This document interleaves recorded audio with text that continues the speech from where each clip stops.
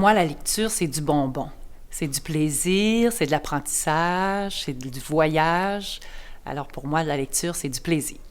Et c'est un moyen aussi d'apprendre une tonne d'informations. L'origine du projet, en fait, c'est un petit loup qui s'ennuyait dans sa forêt et qui voulait faire le tour du monde. Un livre d'Oriane Lallemand. Peux-tu me nommer des pays qu'on a visités? Italie, Égypte, Chine. Qu'est-ce qu'il nous faut pour voyager? Oui, Zachary. Un passeport. Explique-nous comment faire le passeport. On a collé le drapeau de pays.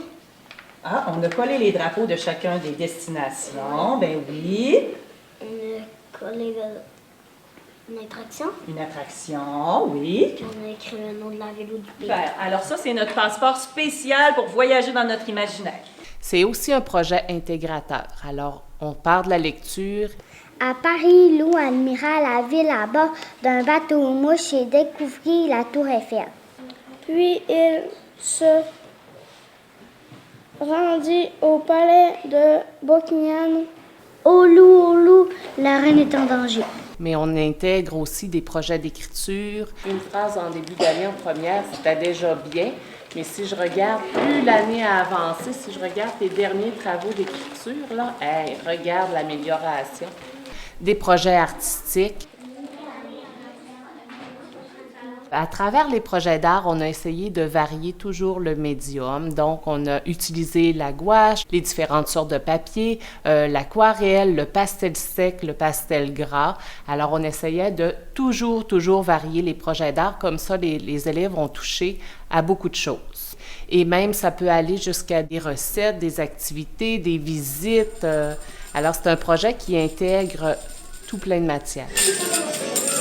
On est allé voir dans notre progression des apprentissages pour savoir quelle lecture on pourrait aller chercher pour informer les élèves sur la destination en question. Donc, on a parlé des documentaires, des albums, on a vu aussi des légendes, alors différentes sortes de lectures, différentes sortes de textes. Que ce soit l'invention d'une recette, une lettre, une carte postale. Qu'est-ce qu'on a fait d'autre ici? Bien, en fait, il y avait des petits mots de base et il fallait qu'ils composent, mais toujours en lien avec notre projet.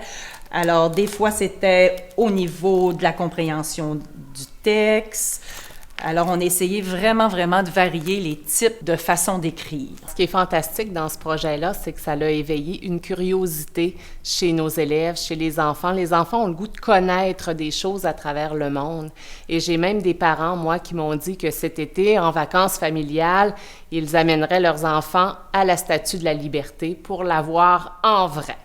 Les retombées, on en voit aussi parce que plusieurs élèves nous ont parlé qu'ils avaient refait les recettes à la maison. Plusieurs élèves nous ont dit « Hé, on sait lire, mais on s'en est même pas rendu compte qu'on apprenait à lire parce qu'on était toujours avec notre loup. » Alors, en fait, eux autres, ils pensent que c'est le loup qui les a appris à lire et non nous. Alors ça, c'est parce que notre projet est très signifiant pour eux.